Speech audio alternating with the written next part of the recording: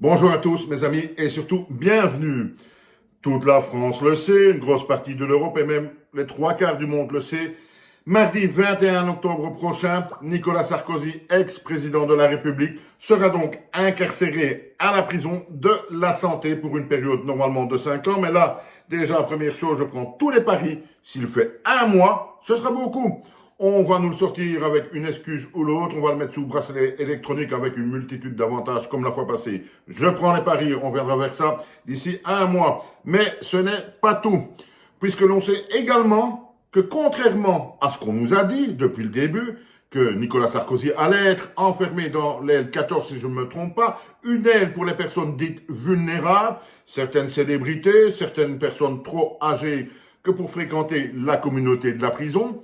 Eh bien, ça, ce ne sera pas le cas non plus, puisqu'on apprend maintenant que Nicolas Sarkozy, c'est une information que BFM a sortie il y a quelques jours, que j'ai contrôlée, que j'ai vérifiée, et ça a l'air tout à fait vrai, sera donc, non pas dans cette fameuse L14, mais dans l'aile d'isolement. En gros, Nicolas Sarkozy va être protégé de tout le restant de la prison. Il va être tranquille, personne ne pourra venir importuner Monsieur le Président. Soit, passons.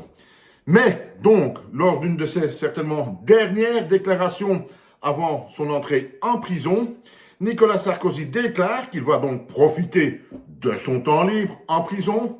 Et, pardon, je rigole. Et là, le gars, il va avoir 24 heures par jour de temps libre à remplir. Eh bien, il va en profiter donc, Nicolas Sarkozy, pour écrire un livre, nous dit-il, dans lequel il va laver son honneur, nous dit donc Nicolas Sarkozy.